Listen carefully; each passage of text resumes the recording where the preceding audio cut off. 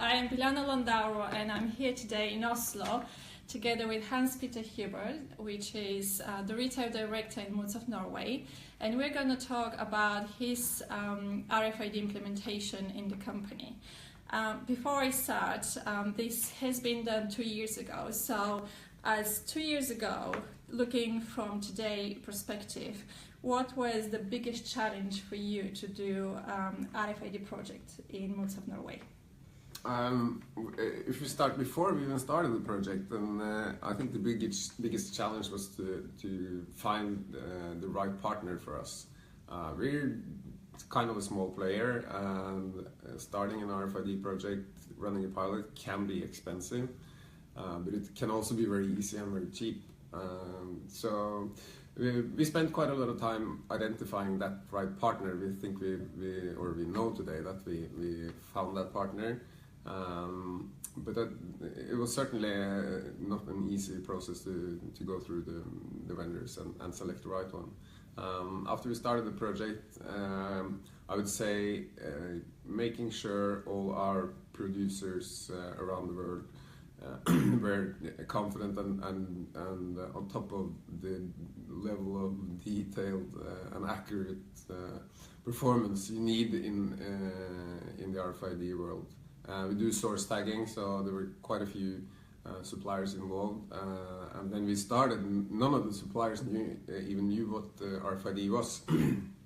So I spent some time explaining this, and it's working fine today.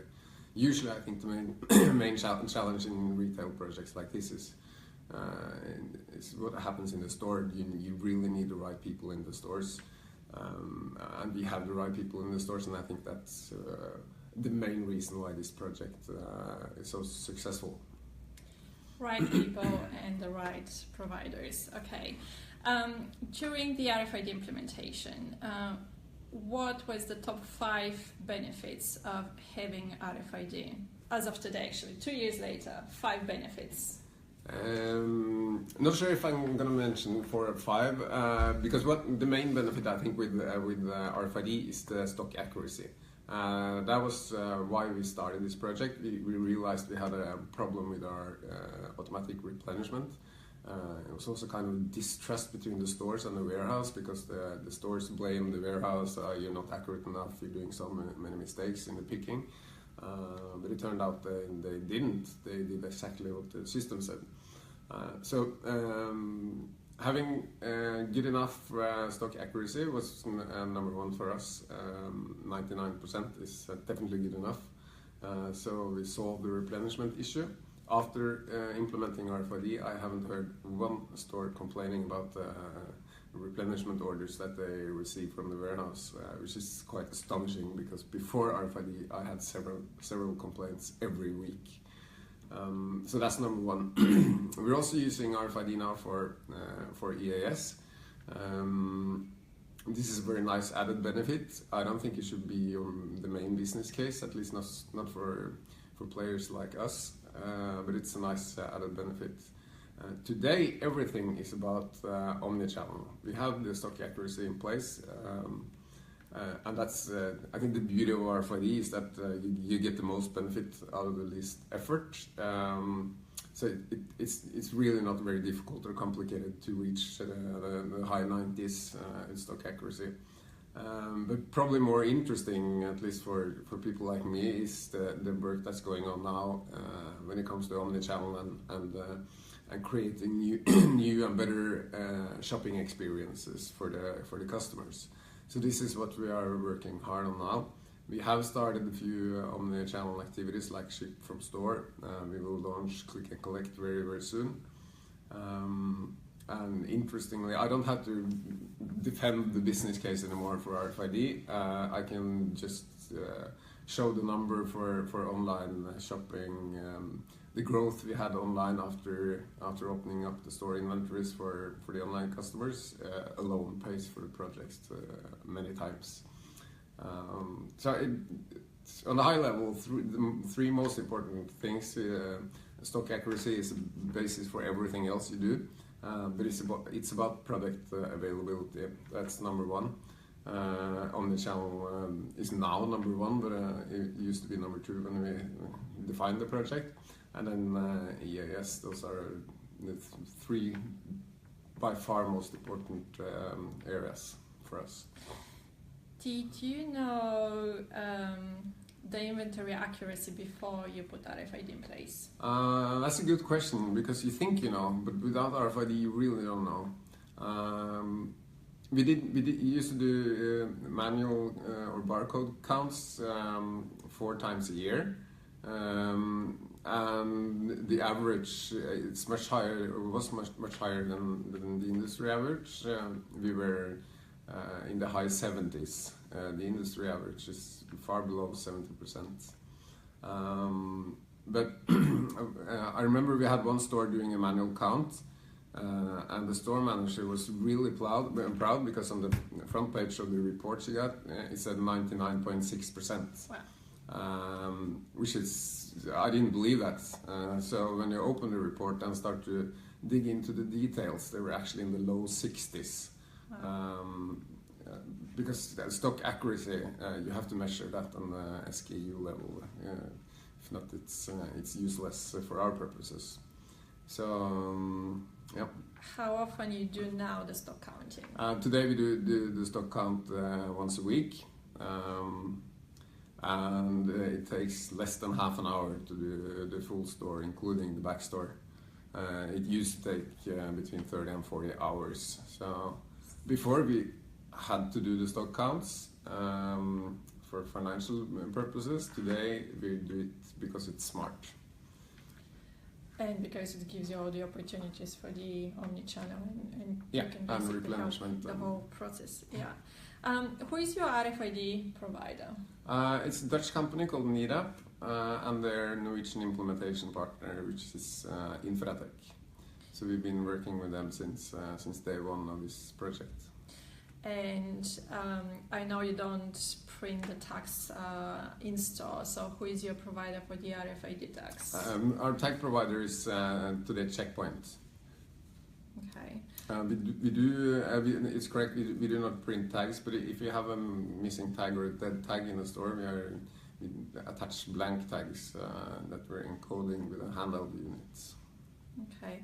So if I summarize, your recommendation for all the fashion retailers would be to implement RFID to fix all the stock accuracy issues, and then move on electronic article surveillance, what you mentioned, and omnichannel, and all the others priorities what they have. So when you started the RFID project, your biggest priority was stock accuracy. Yeah. Okay. Did you implement it only on stores or distribution centers as well?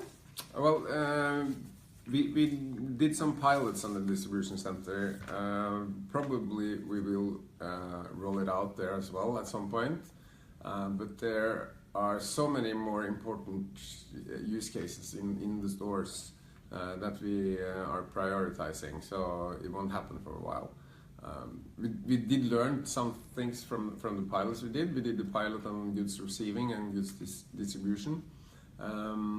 And for the goods receiving part, then we're actually adding a new task to the warehouse, because without RFID it's impossible to check everything, of course, so we don't check.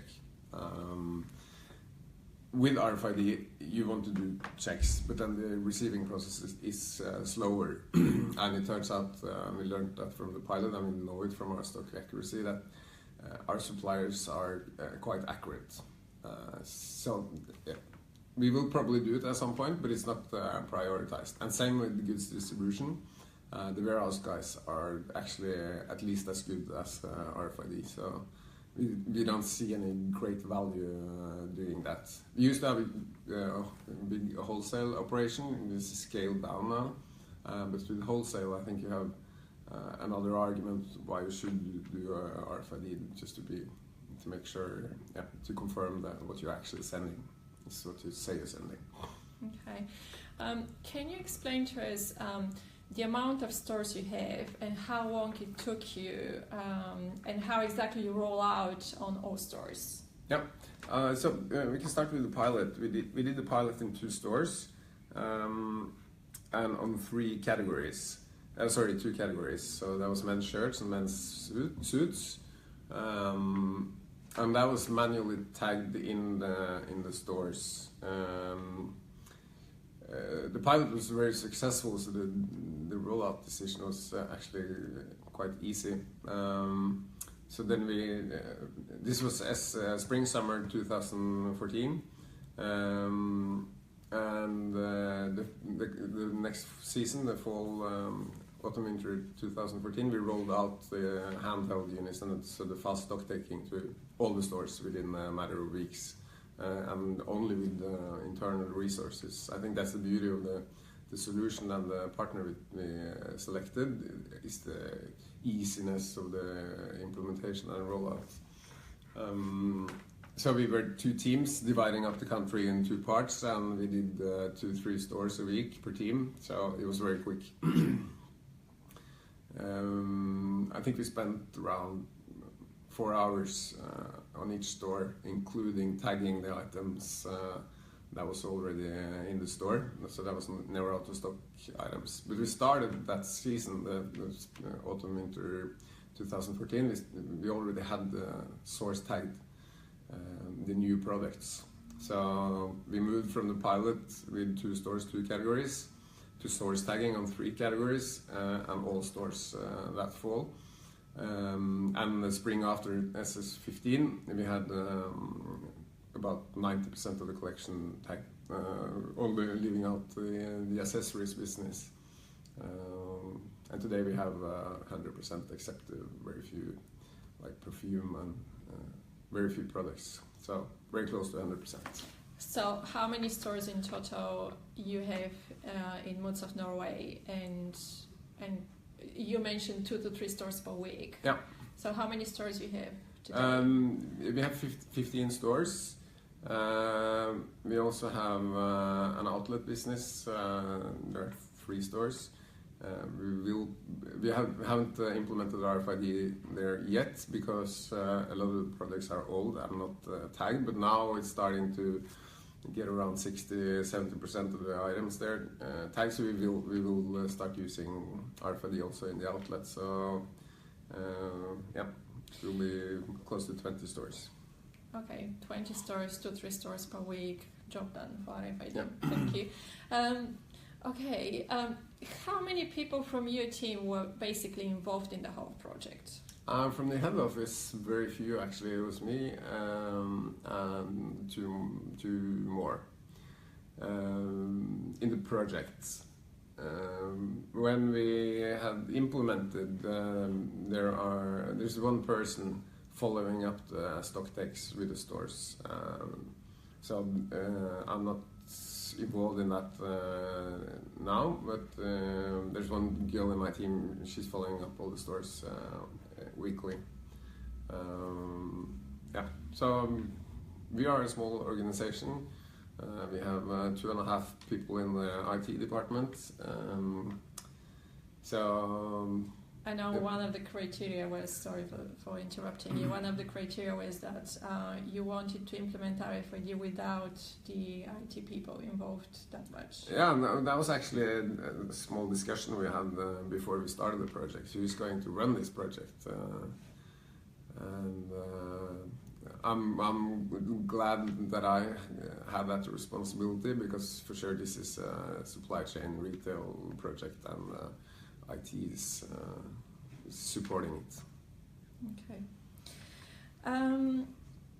I know you're using ERP. So which ERP is this, and is it implemented with the RFID? Yeah, that's a good question. We use M3 from Infor. During the pilot and quite a few months after the rollout with all the stores, we had no integration. So actually when the stores did the stock take and sent in the result, we updated the stock levels in the ERP system manually. That's possible with 15 stores and only 3 categories, because the difference lists are like this. But once we moved to the SS15 season with 90% of the collection tagged, there's really no alternative but to integrate with the ERP system. So we did that late 2014. That integration was working. But this did not stop you to implement the RFID, and it didn't stop you to do to get all the benefits from the RFID. No, and I think that's again, that's the beauty of the solution that is selected, because you can really prove the value of RFID without a lot of cost and resources. We spent very little money with 3 guys on the pilot, and after that pilot season, everybody could see the value of this without us having to invest lots of money, which some of the alternatives that we were looking at, it would just be too costly to start even the pilot. So, yeah. Okay. So, lesson learned from the RFID implementation. If you have to share with us what lessons you learned during the RFID implementation, what that would be? I definitely learned that it works and it has great value. I also learned that it is not only improving the stock levels, but it's improving in general the way the stores operate. Because people get more focused on the details and they're following the routines much better, because they can spot the result of some deviation immediately. I think also the information that you get from RFID is it's amazing, and we have just started. I mean, the information from the stock takes is very valuable when it comes to reducing thefts, probably especially internal thefts, because you leave, with 99% accuracy, you leave very little space for unfaithful employees, but also towards external theft, because you, instead of having the stock levels accurate once a year or twice a year or 4 times a year like we did, you get information on what's gone missing, where it's gone missing, and when it's gone missing. You get that information today weekly. So that's it's much easier to focus on where you should focus, because you get accurate information that frequently. Okay. So as a retail director today, you have already 2 years with RFID tags. You feel much confident with using the technology. What are the next challenges for Moods of Norway? I think the biggest challenge, but I mean it's not a problem. It's something very interesting and fun and necessary to work with. I think is to create that store or shopping experience that I mentioned. We know footfall in physical stores is decreasing dramatically, and that's a global thing. So for sure, something has to be done with the shopping experience, and I think RFID is one of the technologies that can help us create new, better shopping experiences, and also provide our store associates with the right tools and the right information to even improve the customer service. So that's the next challenge, but it's a necessary one, and it's a very interesting one. Thank you so much for your time today. We have a very short time today because we are kind of having a break during the Apero seminar at GS1 Norway. Thank you, Hans-Petter. If you did like this interview, you can share it on Twitter. It will be available on Periscope for another 24 hours, and then I will move it to YouTube. My name is Biljana Landauro, and the account you're watching from is iConnect21. I do interviews sometimes when I'm allowed about RFID implementations and technologies and innovations. Have a good day. Bye-bye.